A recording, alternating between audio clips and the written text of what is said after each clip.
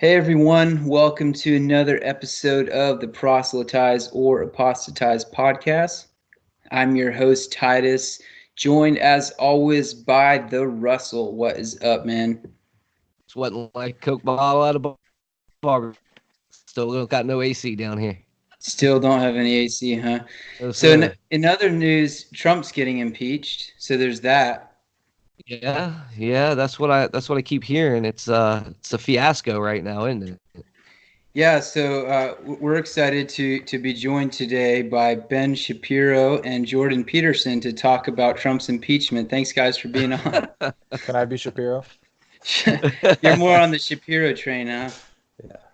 I'm not a big fan of Peterson. I enjoy Shapiro, actually. I don't agree with a lot of his stuff, but he's very well articulated. And There you go.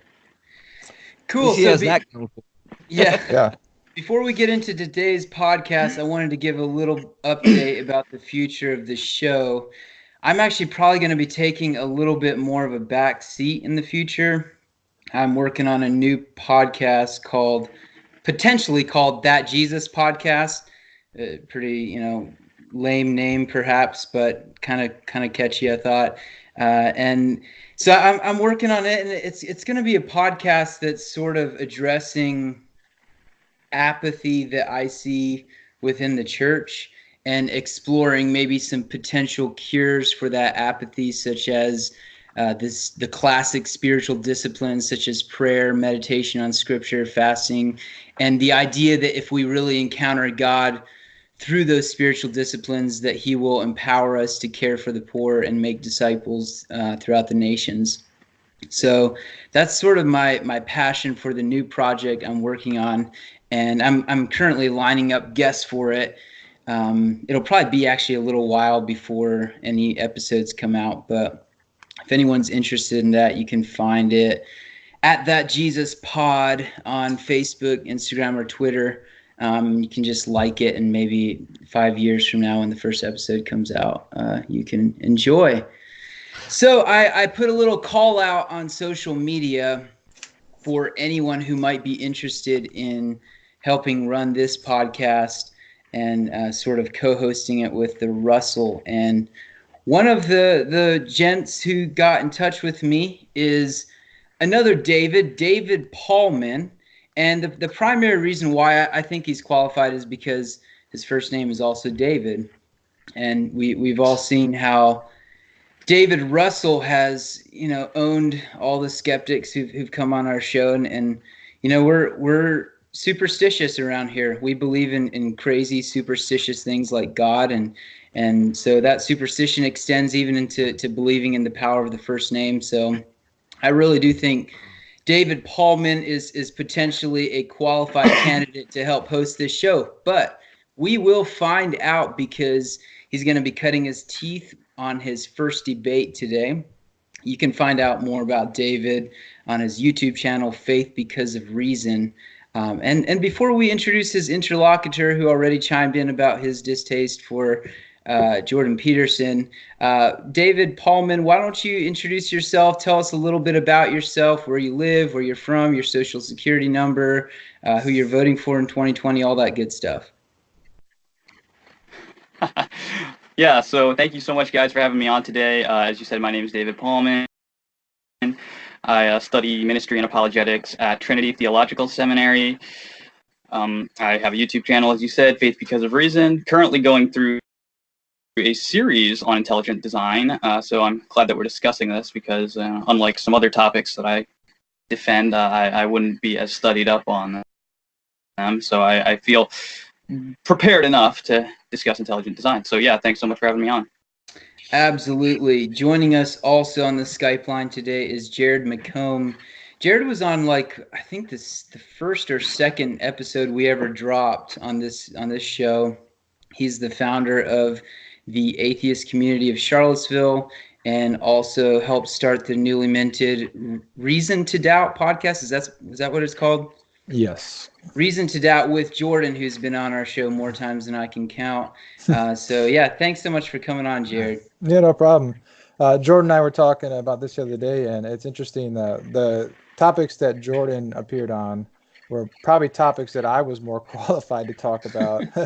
And the topic that we're talking about tonight is probably one that he's more qualified to talk about. But first of all, I want to thank everybody for letting me on here. And David, I'll say your YouTube channel, man, the production level of that is pretty amazing. I've been pretty impressed with that and enjoyed watching some of your videos there. So Thank you. I enjoyed listening to some of your podcasts. yeah.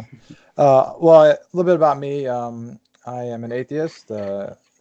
Kind of went through seminary, studied at Liberty Baptist Theological Seminary, and during that process, realized that I didn't have a reason to believe anymore, and now I'm out there apostatizing.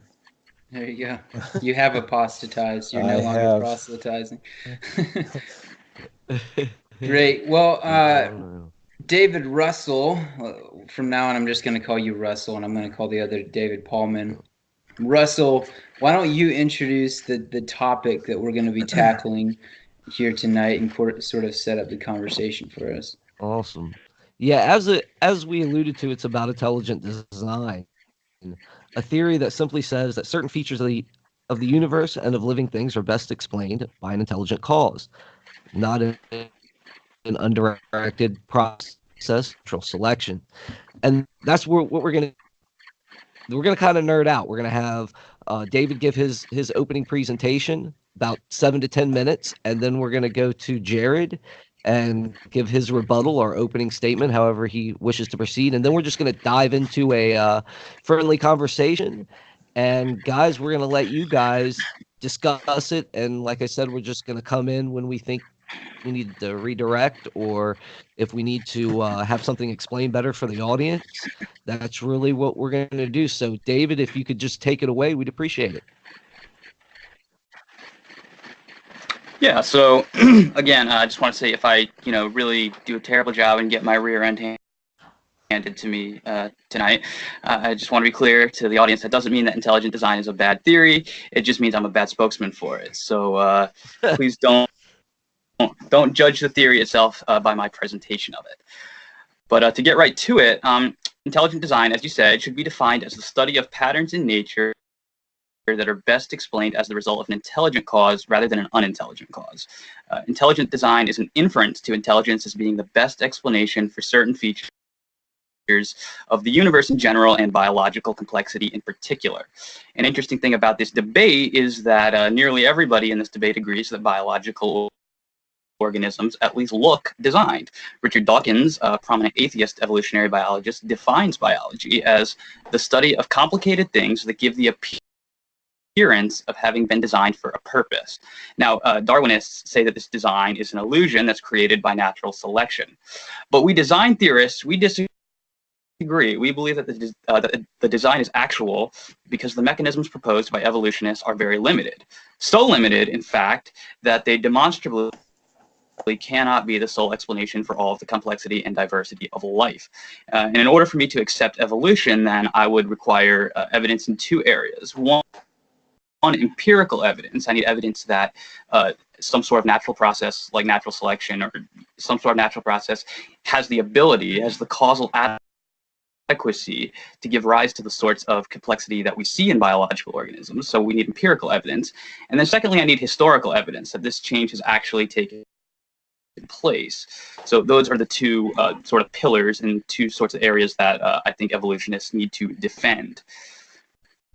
Now, I think there's actually really good reasons to reject both of these points. For example, we've been evolving bacteria and fruit flies in labs for a long time now, and we've seen some interesting variations of bacteria and fruit flies, but they have always remained as bacteria and fruit flies. There seems to be an inherent limit or an edge to evolvability, or how far you can get something to change. And note that because these creatures reproduce so quickly, especially in the case of bacteria, we're able to see like thousands of generations pass by. Lenski's been growing bacteria since like the 90s, and so we've had plenty of time to see any serious evolution that could happen. We should have seen something happen by now. Now, neo-Darwinism proposes that natural selection acting on random mutations is what has caused the diversity of life on Earth. However, any view that depends on mutations as primary cause cause for how new organisms are built is doomed to failure because of the problem of embryonic lethals. And this problem basically describes the fact that any mutation that could affect the body structure of an organism must take place in the early stages of embryonic development. Mutations taking place in the mid or late stages cannot affect the body structure. However, mutations that take place in the early stages of embryonic development are virtually always fatal. This, of course, means that changes that affect the body structure cannot be passed on genetically, and therefore mutations cannot be the explanation for the development of new body structures. Now, there are two types of causes that we have experience with. These would be intelligent causes and then unintelligent or natural causes. Now, intelligent design realizes that there's a way to tell the difference between these two types of causes. Intelligent causes leave behind certain distinctive traits or earmarks that are empirically detectable. And when something exhibits some of these distinctive traits, then it's said to exhibit specified complexity. Now, specified complexity refers to something that is contingent, complex, as well as specified, which means it provides a specific function or it conforms to an independently given pattern.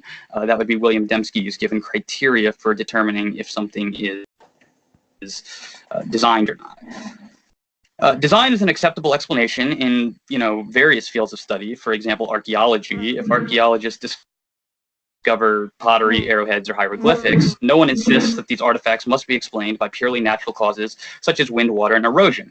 Instead, we realize that because no known natural cause can account for the origin of these artifacts, but we know that intelligence can account for it, and so that makes intelligence the best explanation of these. So analogously, we would say in biological organisms, we have detected certain traits or earmarks only known to be produced by intelligence, and so that makes intelligence the best explanation for them, hence intelligent design. So when I appeal to ID as the best explanation, by best explanation, I mean a cause that is presently known to produce the effect in question. I contend that there are examples of things in nature that contain features only known to be produced by intelligent agents. And I'll give three specific examples of where I believe intelligent design can be detected in nature, and these will function as my arguments for intelligent design. So first, the origin of life. It's almost universally acknowledged that there are currently no viable models for how life might have arisen naturalistically. Early theories of chemical evolution and chance have fallen by the wayside. We're no closer to explaining life's origin naturalistically than we ever were. And this has been complicated by the discovery that life depends upon DNA to sequence proteins, the proteins that build living organisms. Now, DNA is a 4-character digital code, and that is, in a very rigorous sense, information. And this has kicked biology off into an information age and has shown us that the question of life's origin is now equivalent to the question of information's origin. Our uniform and repeated experience, which is the basis of all scientific reasoning about the past, consistently has shown us that information only arises from intelligent minds. Thus, the best explanation for the origin of information in DNA is intelligence. Irreducible complexity in microbiological machines. Basically, irreducible complexity is the idea that certain biological features must have all of their parts in place at once in order to function. The complexity is said to be irreducible because you cannot remove or modify any parts of it and keep the function. Darwinian evolution depends on numerous small changes accumulating over time and being preserved through natural selection. That means that every single change has to confer some benefit to the organism. In order for natural selection to sorry, I lost my place there. That means that every single change has to confer some benefit to the organism. Otherwise, natural selection will select it out. The problem is that irreducibly complex things, such as the bacterial flagellum, do not function unless all of them exist at once. So if one part is missing from the bacterial flagellum, it doesn't just function at 89% or at 90%. It doesn't function at all. So there's no plausible pathway that mutations could ever build this, because it would take a lot of mutations to get it built.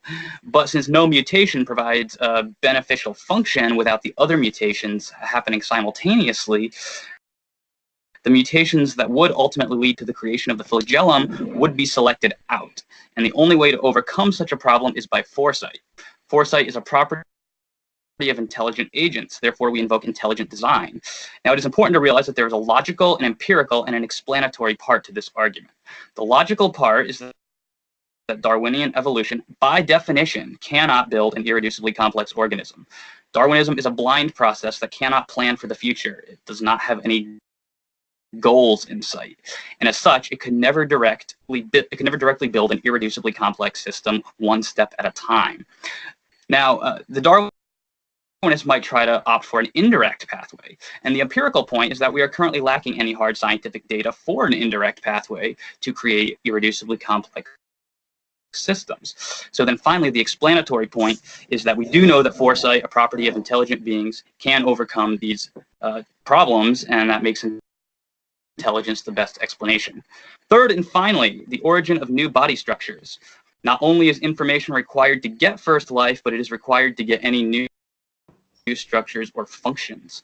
Evolution tries to have this information build slowly, and then is preserved in organisms, and it's passed on. The biological information is just supposed to accumulate and then diversify via the theory of universal common ancestry or common descent. However, the theory of common descent faces severe challenges, most strongly from the fossil record. If universal common descent were true, then we would expect to see a gradual tree-like pattern with lots of intermediate forms gradually emerging into the types of animals we see around us today. However, the general rule in paleontology is discontinuity.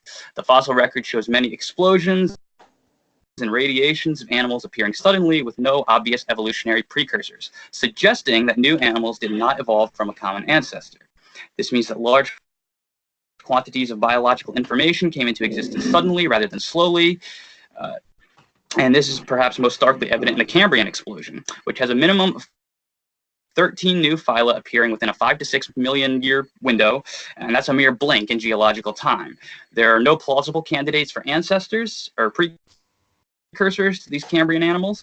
This speaks to intelligent design as being the best explanation for the new forms of life, because intelligent agents can create vast quantities of information and complex structures suddenly, while natural forces in our experience cannot. So all these points taken together, I think, provide strong evidence for intelligent design and good reasons to be skeptical of the causal power of evolution. Great job. Great job. Thank you very much. Jared, it's all you, buddy. All right, man. Thanks. Thank you, David, for that.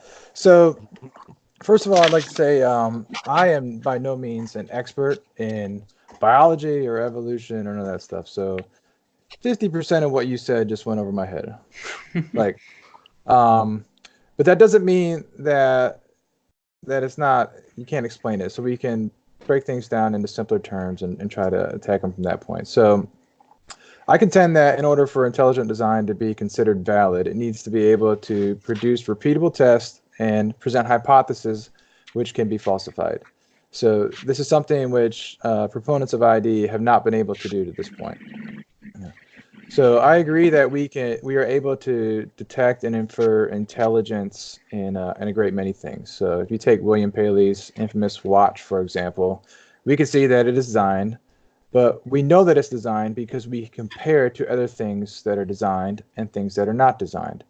So the same goes for a painting or a car. So a lot of ID proponents will say we have a painting and it requires a painter. So we have design requires a designer. These analogies come into play a lot. But just because something appears designed doesn't mean it was designed. So for example, we have things that we attribute purpose to. So I can go skiing on a mountain, but that doesn't mean that the purpose of the mountain is for me to ski on it. Like, it's the same thing. Like, I can use the stars to navigate at night, but that doesn't mean that the stars, or the purpose of the stars, is for navigation, right? So we apply purpose to things as humans. The same thing goes with design. We infer design even when there may not be design. So one of the techniques used by ID proponents is to make analogies to lend credit to their claims. For example, the aforementioned William Paley, in his Natural Theology, he wrote in 1802, he said that he compared the human eye to the watch. He claimed that just as we can see a watch as designed, we can also infer that the human eye was designed. But this is a fallacious argument. It's a false analogy fallacy, And to some extent, it could be considered the fallacy of composition. So meaning that, what is true for one thing is also true for the whole. And so because that argument's fallacious, we can literally just throw it out. Proponents of ID claim that evolution can explain the diversity of life we see in the world, but that's simply not true. We have a tremendous amount of evidence to the contrary. And they will point to examples that claim natural selection have no explanatory power for. So we've already heard the bacterial flagellum, irreducible complexity, a common descent, these things. But there's a failure to understand the actual arguments. And just because you fail to understand the arguments doesn't mean that the arguments don't hold water. So the evidence for evolution is overwhelming. The majority, if not all of science is built, biological science is built on natural selection, so evolution. And evolution by means of natural selection is the best explanation for the diversity of life on this planet. It is the simplest explanation that accounts for the most variables, and there's no need to invoke a designer. We see this process bore out over and over again in geology, comparative anatomy, DNA, all of these things which ID proponents will use against the scientific community are actually things that support evolution. So the more we discover through the scientific method, the more we confirm evolution by natural selection. There's not one instance where a scientific discovery has actually overturned the theory of natural selection or evolution.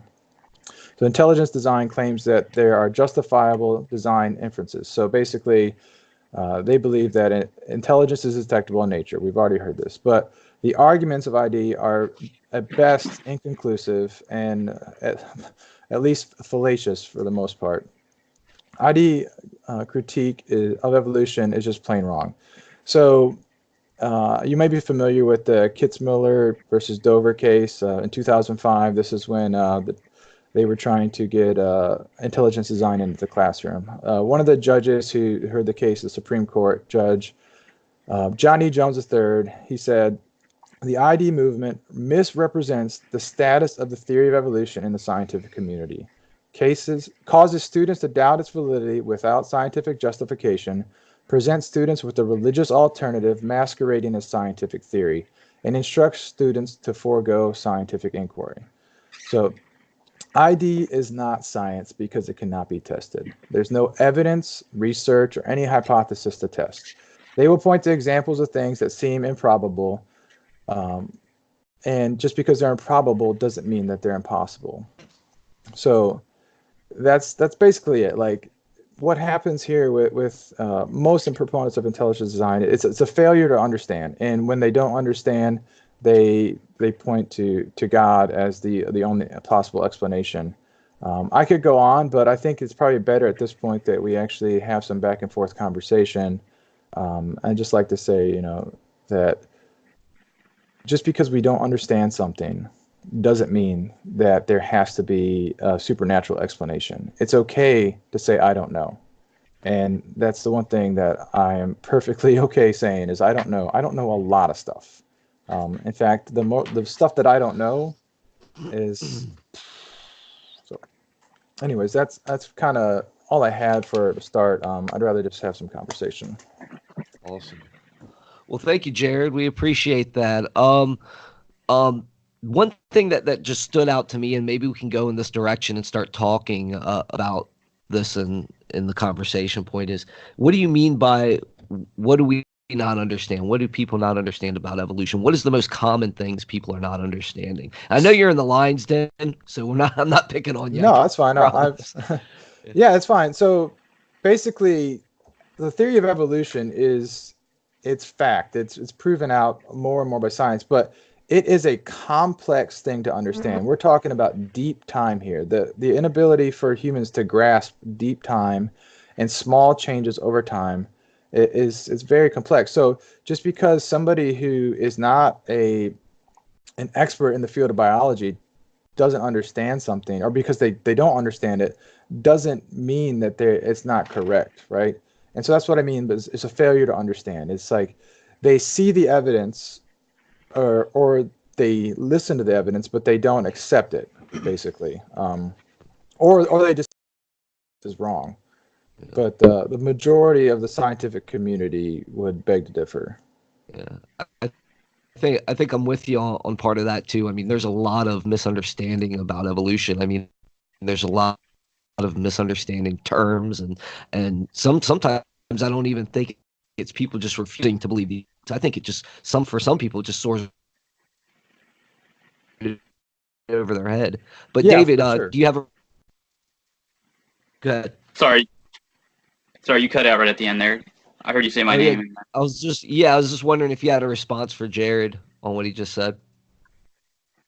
Well, yeah, sure. I appreciate you asking him what he meant by failure to understand, because I thought he was saying that ID proponents don't understand evolution. But I think what you were saying, and correct me if I'm wrong, but it sounded like what you meant when he asked you was that you actually meant that because we don't understand how something works, therefore we shouldn't attribute it to design. Was that what you were saying?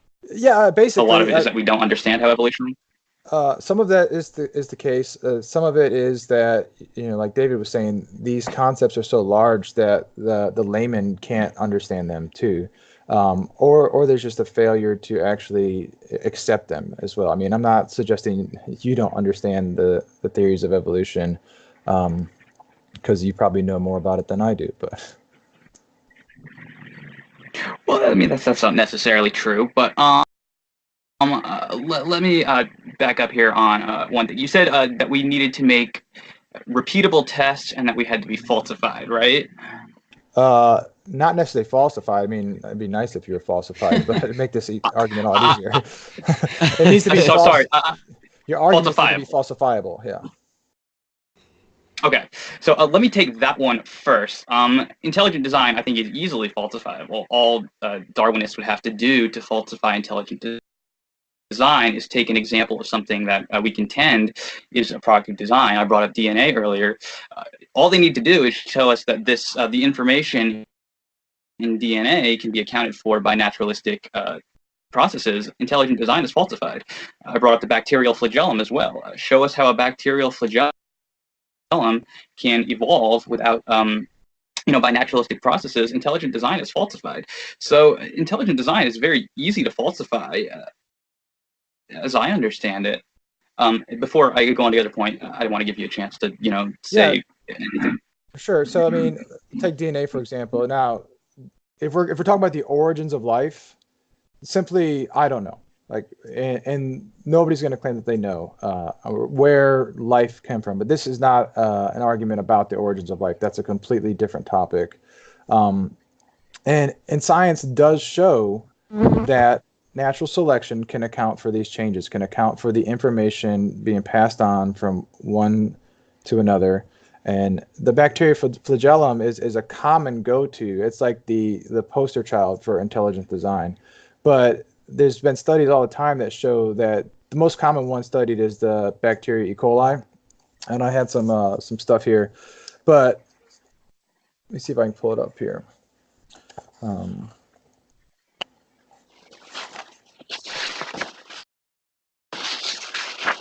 Basically, so it goes down to, I'll try to keep it simple.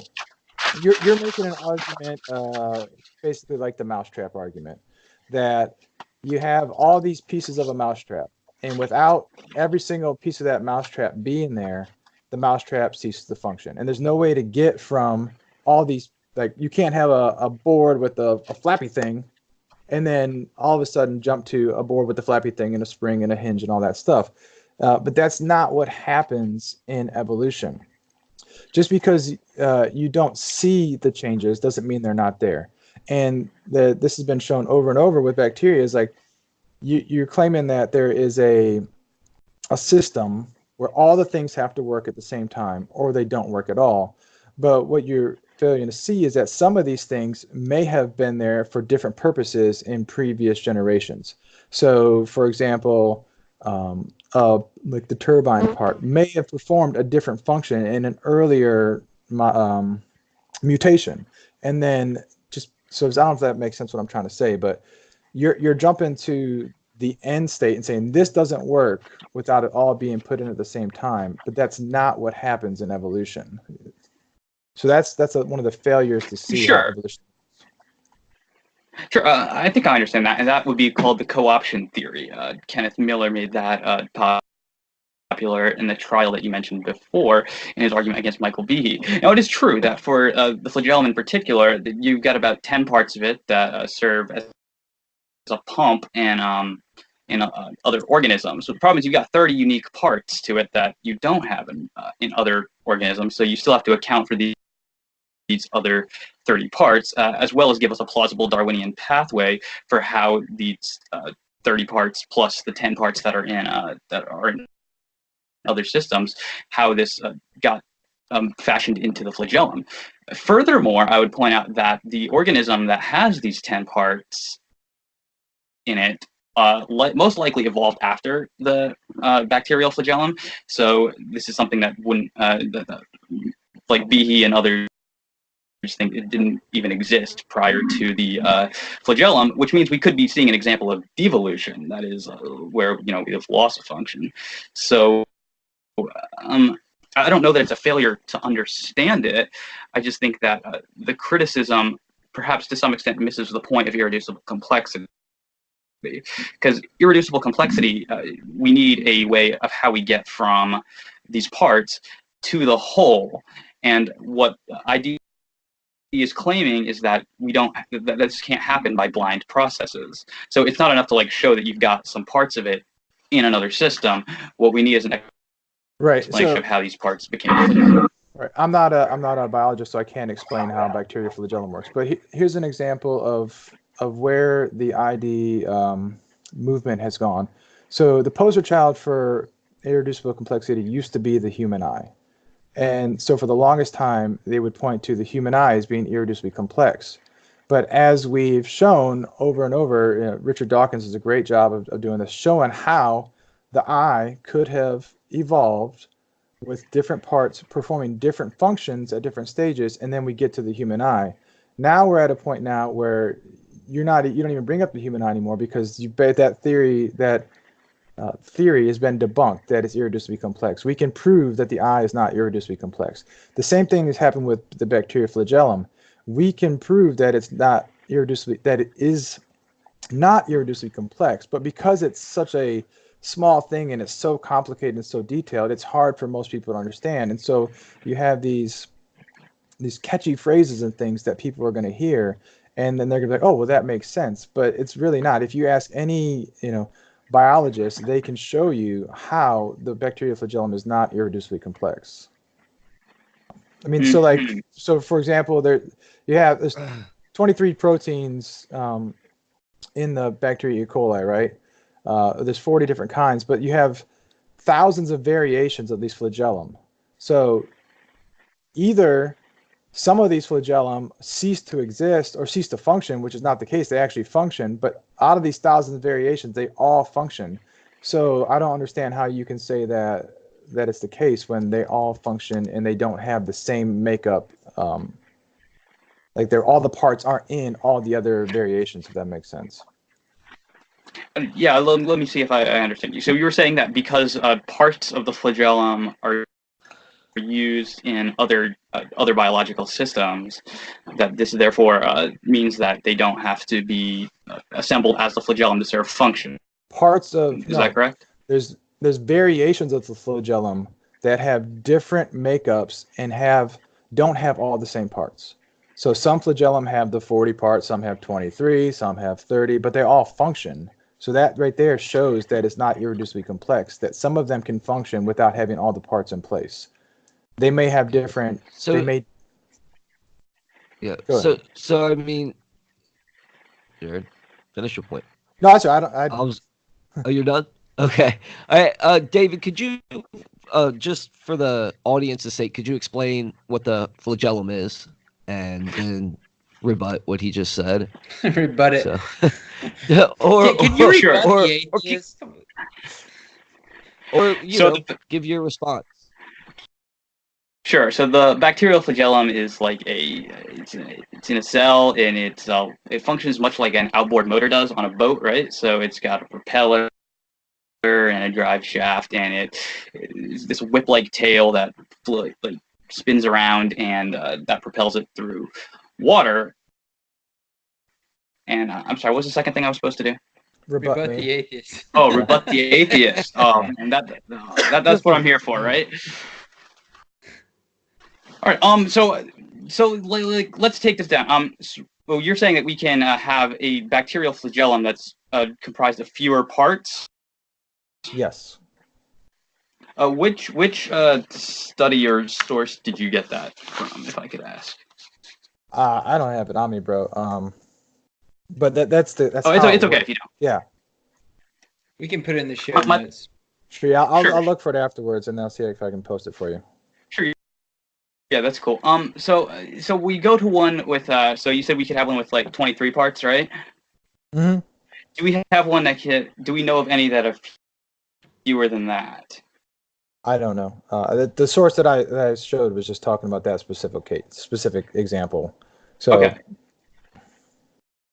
Now, I'm saying Behe has made the point that there's like a minimum complexity threshold, right? So I'm not sure. I'm not sure on the claim that you can have them with fewer parts. That's why I was interested in your source on that. But I think we can take the argument and go with it anyway. It seems that even if you can have one with fewer parts, eventually we're going to come to a flagellum with a minimum complexity threshold that is going to be irreducibly complex, right? You can only take away so much from it. So so maybe 23. That's where it goes back to what I was saying earlier. So in the earlier stages of the mutations, those parts could have had different functions and served a different purpose. So for example, if you look at the wing of a bird, right? At some point, the wing along the evolution process is going to be so small and like it's not going to be good for flight. And you'll say, well, obviously the wing is irreducibly complex because there's no reason to have a wing that doesn't function. But that could have had different purposes in the past. And they've shown that the evolution of the wing could have been used for heat, radiation, radiated off in heat. It could have been used for propulsion, for moving faster on the ground. Even though it couldn't fly, they could, so these mutations can serve different purposes in the past. And because we don't see the purposes that they have now, how they could have been used in earlier mutations doesn't mean that they weren't useful in an earlier stage. I don't know if that makes sense what I'm trying to say. No, it does. Yeah, and I appreciate the point you're making there, but I think the point with irreducible complexity is with a bacterial flagellum, it doesn't get built without its parts, right? So there's not going to be another function that they can be serving because the thing is not going to be alive if it doesn't have these parts. So you have to have no, you see that's where I think you're wrong, is like you're looking at the parts as they are now and saying this couldn't function without all these parts together. But what I'm saying is that these parts could have had different functions which would have served different purposes in an earlier stage. I think that's where the confusion may be. I don't. Gotcha. Yes, thank you for clarifying that. Okay, so then I guess what we need then is empirical support that you can have this earlier stage evolve into a bacterial flagellum. As I was saying, I made 3 points with the flagellum. I said there's a logical point that there is definitely not a direct Darwinian pathway there. So then the second point is that there is no plausible pathway. We have no empirical evidence that you actually can have that happen. I mean, it's an interesting theory, but then the question is, do we have empirical evidence that can actually happen? Well, I would turn it back on you and say, do we have empirical evidence that a designer made it happen? I mean, you can't have it both ways. So either you can infer that a designer made it, and I can also infer that it had different purposes and a different stage. So you can't have the argument both ways, and they've produced models showing how these bacterial flagellum could have evolved to get where they are now. I'll try to find the source because I did look that up and post it. But sure, yeah, and I would appreciate that. What do you think about my question there about the inference there? Well, I think we have to make inference to the best explanation, right? So the question is, you would have to provide empirical data that this can happen before we can make an inference to that as being the best explanation, right? Whether that is what did happen or whether it was intelligently designed, we're obviously, unless we can time travel, we're not going to ever actually know. Right. And so my question to you was, what is your empirical evidence that a designer made it happen? Well, we do know that designers have foresight, that designers can create irreducibly complex systems, right? I mean, it happens all the time. So, you used a watch before, right? We know that a designer can make that from our experience. Intelligent designers have foresight. So there is a sense in which we do have empirical evidence that things that are irreducibly complex can be made by intelligent designers. What we are lacking is empirical data that naturalistic forces can create these things. So I think that makes intelligence the best explanation, because in our experience, go ahead. Yeah, but you're putting in words into there that aren't actually like useful. So naturalistic forces don't create anything, right? The natural selection process is what determines things happen along the way, but there's no natural force creating anything. And so by stating that, I think it's putting in words to imply that it has to be created when it's not necessary. The process of evolution is demonstrated to work. Well, that's what I mean. I'm sorry if I used a bad term there before with forces, but natural process, right? The process of natural selection. What I'm saying is that we are lacking empirical support that natural selection can actually do that. And so since we do know from our experience that intelligence can do that, then it seems like intelligence becomes the best explanation. Well, that's where you get to the false analogy again. Is you're saying we see that a designer designs things, and so this appears design implies a designer, but the key word there is appears design. Okay, so just because something appears designed doesn't mean it was designed. And I think that's where like ID really tries to focus on, is the appearance of design. And so they'll use comparisons and analogies to try to make it seem like it is designed, when in fact it's not actually designed. It's just the natural process. And you're asking for evidence. The evidence is there. It's in the fossil record. It's in the DNA. It's in the common ancestry, common descent, which it's funny that those three things are things that you are using as arguments against evolution, but those are probably the strongest evidences for evolution. All right, we can talk about that then if you want to turn over to that, unless you want to keep battling out with the bacterial flagellum. I would rather not, because the bacterial flagellum is like the most complex thing, and I have really no idea what I'm talking about. Is it irreducibly complex, or just kind of? No, it's not irreducibly complex, and I think there's plenty of studies that show that the bacterial flagellum is not irreducibly complex, and I think that's the main point that I want to hit on. Yeah, why don't we hinge it a little bit? And Jared, would you want to make sort of a positive case for evolution and have Pallmann respond to it? I mean, I could, but I think the positive case for evolution is made by the fact that it is a theory, capital T, fact of science, that evolution is true. There's no disputing it. It's never been falsified. It's never been any evidence to the contrary to contradict evolution. I mean, it would be extremely hard to give a positive case in 3 minutes for evolution. Yeah. I mean, we're already on this course. If I could interject, I mean, I can get y'all on another topic really quick here. What I'm basically hearing Jared say is that it's kind of out of the gaps type thing that the ID proponents using. Idea of the gaps, I guess, as you would propose. But you asked for some. Am I correct in assuming that, Jared? I wouldn't go as far as to say that it's a god of the gaps. I mean, I think that's originally where ID came from, but I think that's a little disingenuous to say that it's a god of the gaps argument, because that's basically saying, well, I don't understand it, therefore God. But that's not what ID proponents say. I mean, so I wouldn't go that far. I think David agreed too. It's not a god of the gaps argument. Yes, I agree. But so I want to throw some at David because David and you got after Jared there first, and I wanted to say, talk about empirical data. Okay, does ID make predictions where we can test? I did want to get to that. Yeah, sorry, we got kind of bogged down and on the flagellum, but so first we need to be clear that there is a difference between origin science and operation science, right? Or historical sciences and empirical sciences. So when we're talking about empirical sciences or operation sciences, we are talking about things that you can repeat and things that you can test in a laboratory. However, when we're talking about like origin science or forensic science, we're talking about something in the past.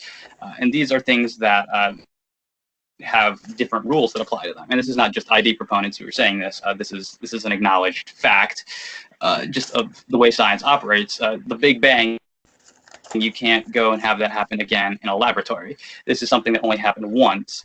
So you have very different methods that apply to that in science. It doesn't have to, we don't have to repeat the Big Bang to know that the Big Bang happened, right? We don't have to repeat the origin of life to know how it happened. And for that matter, when it comes to repeatability here, since we can't repeat the origin of life, since this is only something that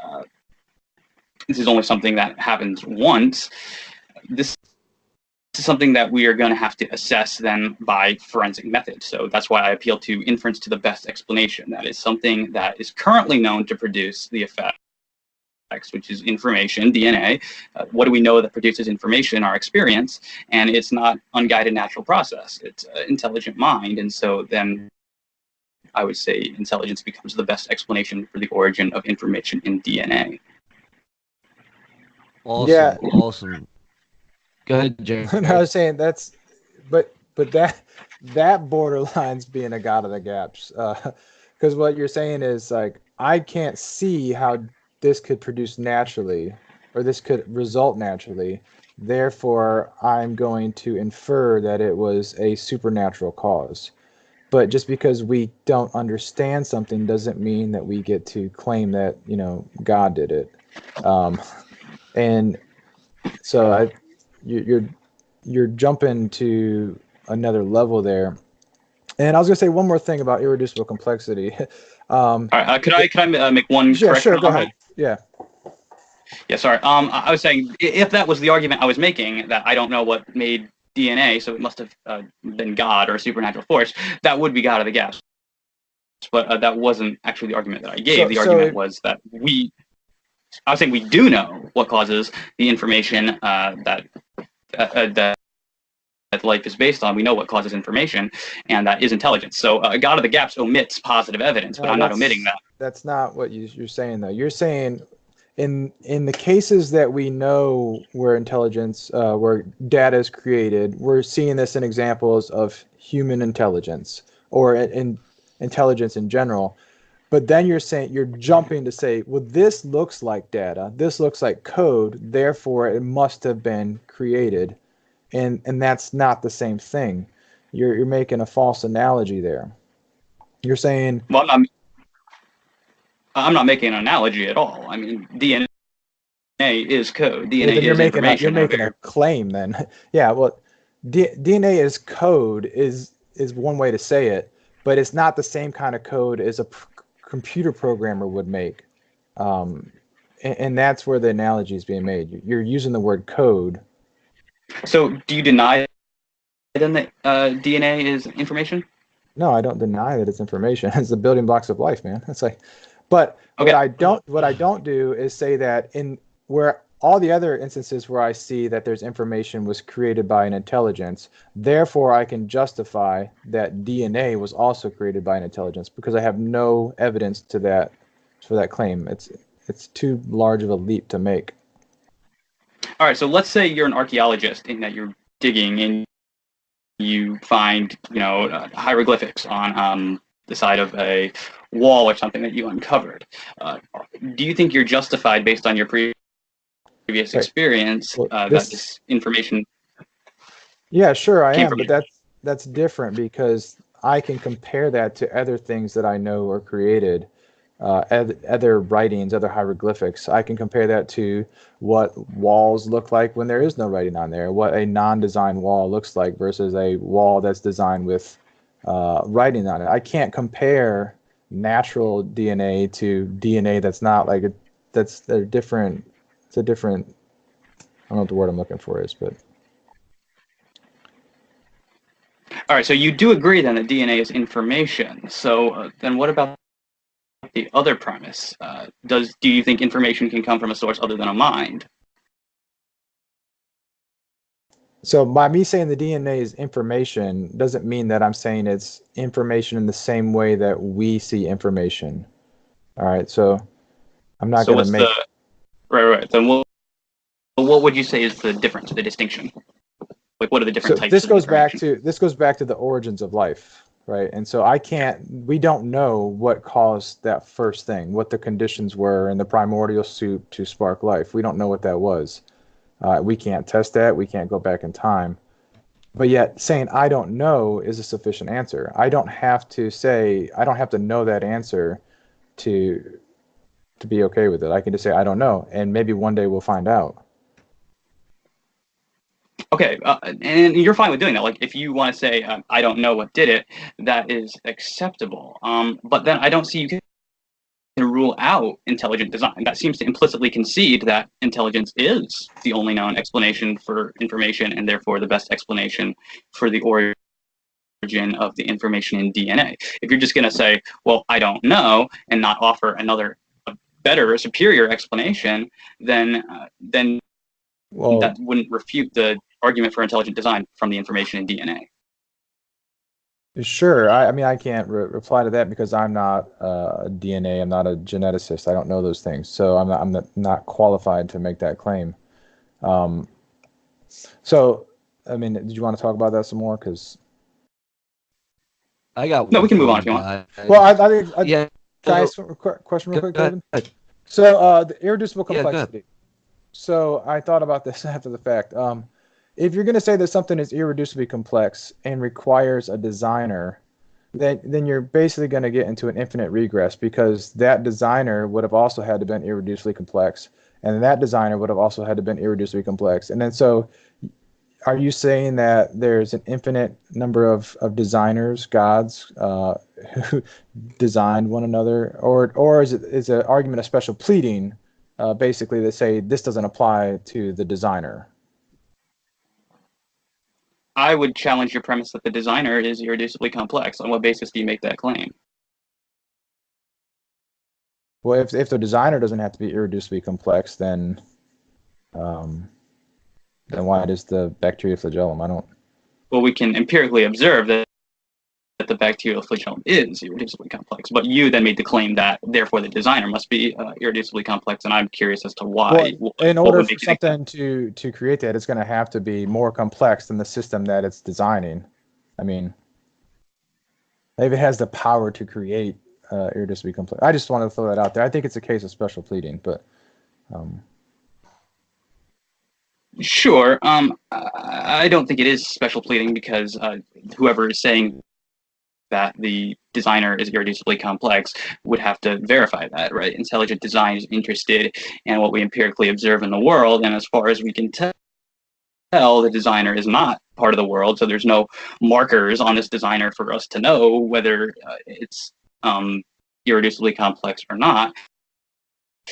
And when it comes down to it, as you know, if we are to conclude based on the grounds of other arguments that the designer is God, as I personally believe he is, then he's not complex in a physical sense anyway. So that would just seem to be something of a non sequitur. Okay. All right, so gentlemen, we're going to wrap it up here in a couple of minutes. I just had one more question for both of you. Stephen Jay Gould said Neo-Darwin is effectively dead. What he meant by that, I don't know, because it hasn't stopped anybody from holding fast to it. But I want to know why the Royal Society in 2017 opened its doors and brought the third way and the intelligent design guys of the Discovery Institute in there to talk about the troubles facing neo-Darwinism and its model. Any of you guys, go ahead. Don't wait on me. I have no knowledge. Do you want to take this one, that. Jared? I have no knowledge of that whatsoever, but I don't think neo-Darwinism's dead. I haven't. The only people that would say it was dead is intelligent designers. That's not even a proper term. Proponents of intelligent design. Well, Stephen Jay Gould is definitely not an ID guy. Matter of fact, he's an atheist. But yeah, I mean, it was just something in 2017 that I observed. And yeah, I was just I'll comment wondering on that. if you guys had anything to say. Go ahead. Yeah, so what he's getting at there is that the modern evolutionary synthesis, neo-Darwinism, is dying. It's in its last days, and intelligent design proponents have predicted this a long time ago. But now the rest of biology is finally beginning to figure it out, and this is why we have things like, they're not all coming over to intelligent design, so I'm not saying that. But this is why we have like the extended evolutionary synthesis is becoming a big thing. So we've got like evo-devo, process structuralism. These are becoming bigger, right? So I'm not saying neo-Darwinism has been like overthrown yet. I'd say it's still a dominant position, but it is definitely undergoing major revisions, and this is being acknowledged, not just by intelligent design people. Again, this is being acknowledged by top scientists. I would hope so. That's how science works. We're constantly perfecting our models and our hypotheses. So if it wasn't doing that, then I would be worried. But to say that it's dying and then to say that it's going under some revisions are two very different things. I have a question. Sorry. Okay. I have a question for you, Pallmann. When I searched intelligent design, and I'm going to try to challenge you since David threw one at Jared. When I searched Googled intelligent design, the Wikipedia page, the first thing it said is a pseudoscientific theory, right? And that seems to be kind of what you catch, within the mainstream, is that this is maybe not as laughable as young Earth creationism, and certainly not as laughable as flat Earth, but it is kind of heading in that direction. A lot of people do seem to think that, and maybe you would challenge that idea, but it's certainly the minority. So why do you feel like you have why do you think you're qualified as sort of a layman in the area of biology to challenge what the mainstream holds to? Well, all right, so there's kind of two things there. One, you were saying that intelligent design is not scientific, or that's the popular opinion, and then why do I think I get to talk about this? Because, who am I, the guy who just studies ministry and apologetics, who's in his third year at a seminary? So let me take the first question first. First, I want to say that intelligent design, if it's not science, then neither is Darwinism, because intelligent design uses the same principles as Darwin used to formulate his theory. Darwin tried to formulate his theory based to explain features in the present. He tried to explain it by reference to, or to explain the past, so how we got to the present. He tried to explain these features or these effects by reference to causes that were known to produce those effects in the present. So he thought natural selection could accomplish this level of change. He observed that acting in the present, so he extrapolated that to the past and said, this is how we can explain that. Intelligent design does the same thing. We say we can observe what intelligent agents do in the present. We extrapolate that to explain the past. So if anyone wants to say intelligent design is not science, then they've lost Darwinism too, because it uses the exact same methodology. As to why I'm qualified to talk about this, I am most definitely not. This is why I pull on the work of those who are. I work off of the work of guys like Jonathan Wells and guys like Stephen Meyer and guys like Michael Behe and Ann Gager and people who are real scientists. I try to study them, be as prepared as possible, but I'm using the arguments of scientists. So these are not, my own arguments. That's great. Yeah. And anything you want to say, Jared, in closing before we wrap this up? We'll let you have the last word as the courteous three Christians. That's fine. Yeah, I don't think that intelligent design is science. It's not. Science deals with things in nature. It has to give hypotheses which can be tested. What intelligent design doing is making inferences, and inferences are not science. You keep using the word Darwinism or Darwinist, but nobody claims to be a Darwinist. Like Darwin is like the poster child for evolution, but yet his theories have been built on and improved ever since then. So to go back to Darwin, it's kind of a cheap shot, I think. But yeah, I would just say that you have to present some sort of empirical data. You can't just claim that a supernatural or intelligent designer designed this stuff without presenting evidence that they did it. So until you can do that, there is no claim to be made. It's basically just an assertion without evidence, and that which can be asserted without evidence can be dismissed without evidence. So classic skeptic line to close the show with. Thank you guys both so much for coming on. Once again, you can find Jared at the Reason to Doubt podcast wherever you find your podcasts. And number make two. Sure, no, yeah, Reason the number two doubt. Yes. And you can find David Pallmann on YouTube at Faith Because of Reason. And like I said, he might be contributing more to this show in the future. We'll see what all of the raving fans think of his performance. And yeah, I'll definitely keep everyone updated on my new project. Like I said, it might be a while before it comes out, but I'll make sure to plug it very heavily on this podcast when it does come out. I reserve the right to do that. That's in the fine print. So thank you guys once again for coming on. And yeah, David, anything you want to say as we wrap this up? Okay, thank you guys for coming on. I had fun. Yeah, I meant David Russell, but David Pallmann responded as well. You didn't say Russell, that's why. If you guys are going to be running this show, you're going to have to figure something out with that. I thought you were calling him Russell. Yeah. I was. I said I wasn't, and I lied, so I repent for that. All right, guys, make sure to share this. Thanks for having me. Yeah, make sure to share this podcast with all of your friends. Subscribe, rate, and review wherever you find your podcast. And yeah, thanks, Pallmann and Jared, for coming on again. We'll see you guys later. Yeah, no problem. Hey, guys.